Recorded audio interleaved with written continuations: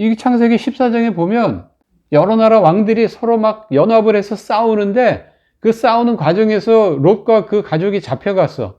그 소식을 들은 아브라함이 자기 호위무사들을 데리고 가가지고 롯을 구출해냈어요. 구출하고 돌아오니까 살렘의 왕 멜기세덱이 떡과 포도주를 가지고 나오더니만 아브라함에게 그걸 주면서 축복을 했어요. 그러자 아브라함이 10분의 1을 멜기세덱에게 바쳤어요. 그 전리품 가운데. 여기 보면 떡과 포도주를 갖고 나왔다고 그랬잖아요. 자, 떡과 포도주 그럼 딱 생각나는 거 없어요? 그렇죠. 성찬이잖아. 예수님이 그랬잖아요. 내 몸이고 내 피다. 떡과 포도주를 갖고 나왔다는 거는 목숨까지 내주면서 아브라함에게 복을 빌어주는 거예요. 그 복을 빌어주는 내용이 19절이잖아요. 천지의 주제시여 지극히 높으신 하나님이여 아브라함에게 복을 주옵소서 그랬단 말이에요. 자, 그렇다 그러면 히브리서로 돌아오면은 예수님이 멜기세덱의 반차를 쫓았다고 돼 있죠? 그러면 예수님도 영원한 대제사장이란 말이에요. 그럼 예수님이 하는 역할은 뭐냐? 자기의 목숨을 십자가에 내어주면서까지 자기 백성들에게 복을 빌어주는 거예요. 멜기세덱이 아브라함한테 복을 빌어줬는데 아브라함이 그 복을 받았어요? 안 받았어요? 나중에 뭐 받잖아요. 그죠? 이삭을 낳게 되고 이삭을 통해서 하늘의 별, 바닷가의 모래처럼 이제 그 자손들이 많아지게 되고 아브라함은 믿음의 조상이 됐다 이 말이에요. 그것처럼 멜기세덱이 아브라함한테 복을 빌어줘도 그것대로 하나님이 하셨는데 예수님은 하나님의 아들인데 우리를 위해서 지금 하나님 우편에서 기도하고 있어요. 복을 비는 기도를 하고 있단 말이에요. 그럼 그거대로 되겠어요? 안 되겠어요? 멜기세덱이 빌어도 됐는데 예수님이 비는데 안 된다는 것은 말이 안 되잖아. 그죠? 그러니까 우리는 복을 받게 돼 있어요. 예수님이 하나님 우편에서 지금 복을 빌고 기도를 하고 있는데 그 복대로 안 됐다. 얘한테 복을 주십시오 하고 기도했는데 복을 못 받고 그냥 배교한 채로 인생이 끝났다. 뭐 멜기세덱만도 못한 거 아니야? 예수님의 그 대제사장 직분이라는 것이 그렇게 되면. 그러니까 내 인생은 저주로 끝나면 안 되는 거예요. 내가 예수님을 믿는다면 내 인생은 복으로 끝나. 최소한 복으로 끝나. 이 땅에서 고난은 있을 수 있어요. 그러나 결과적으로는 복으로 끝난다고. 그다음 이제 두 번째는 뭐냐면은 이 예수님이 멜기세덱보다 더 우리를 사랑해요. 그것이 지금 아까 그 5장 우리가 읽은 부분이에요. 예수님이 보면 심한 통곡과 눈물로 간구와 소원을 올렸다고 돼 있죠. 그것대로 하나님이 들었다고 돼 있죠. 이 말씀 보면 예수님의 겟세마네 동산 기도를 생각하게 된단 말이에요. 우리는 예수님의 겟세마네 동산 기도를 복음서를 통해서 보면 예수님이 아버지여 할 수만 있으면 이 잔을 내게서 옮기시옵소서 이런 기도를 했기 때문에 예수님의 개인적인 고뇌와 그 고통을 하나님께 호소한 것으로 이해를 하기가 쉬워요. 그런 부분도 물론 있어요. 있지만 히브리서 기자는 그 부분을 본 것이 아니고 대제사장의 기도로 이해를 했단 말이에요. 예를 들어봅니다. 자기 아들이 있는데요. 전쟁에 나갔어요. 전쟁이 아직 격렬해요. 근데 승리하고 무사히 돌아왔어요.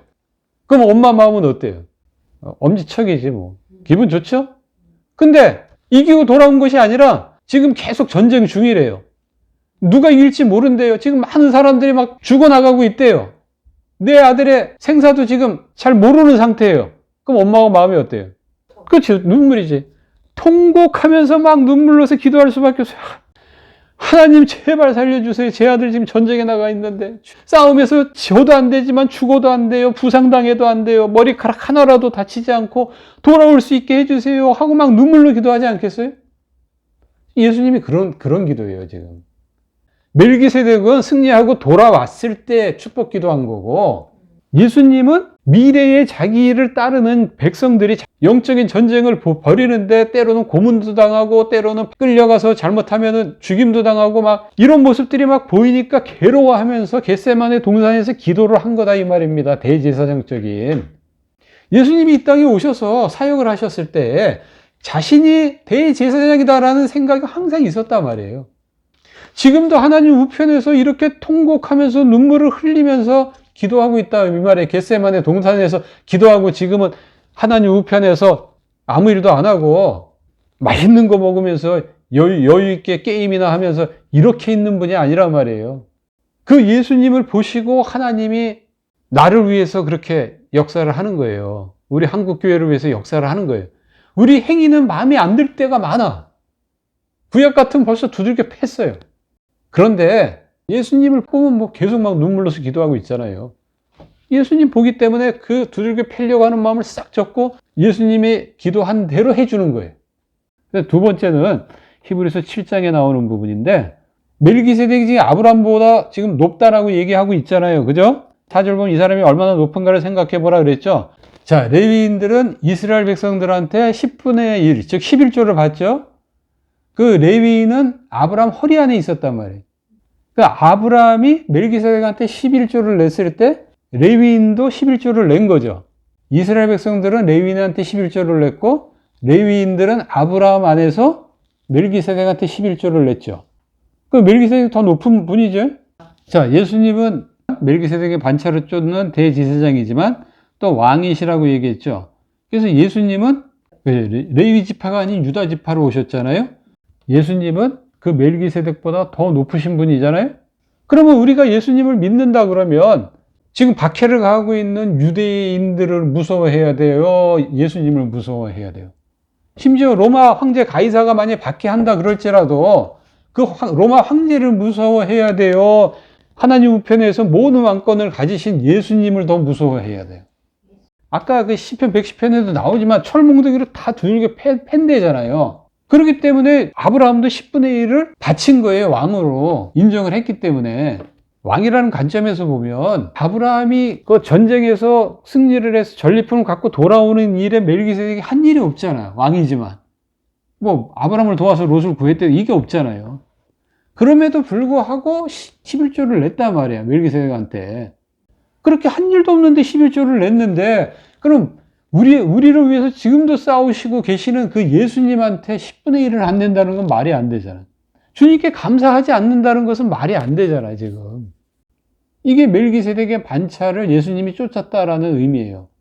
그러니까 직책이 둘이야. 대제사장하고 그 다음에 왕이야.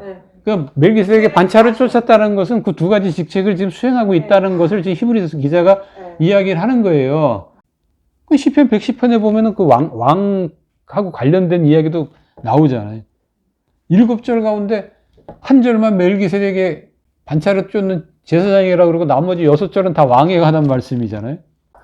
대제사장으로서 기도하면은 엄마가 집에서 싸움 나간 전쟁 위해서 기도하는 거니까 굉장히 수동적이잖아. 근데 왕은 적극적이잖아. 몽둥이 가서 직접 가서 전쟁에 참여해서 두들겨 팬대잖아.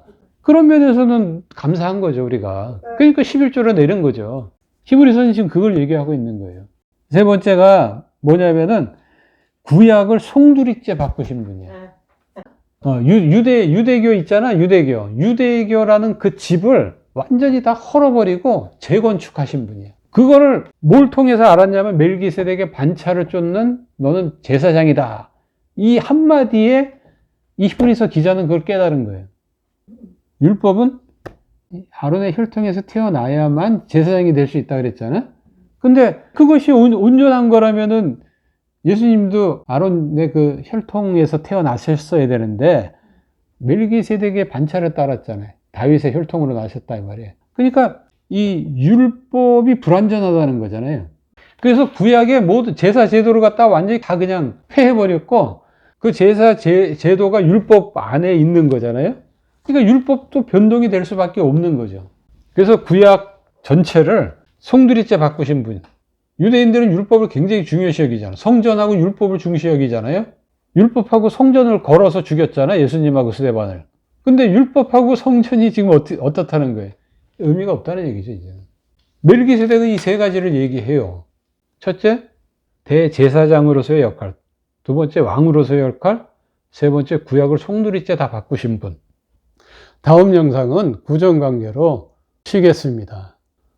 다음 영상으로 찾아뵐 때까지 주의 은혜와 평강이 항상 함께하기를 주의 이름으로 축원합니다.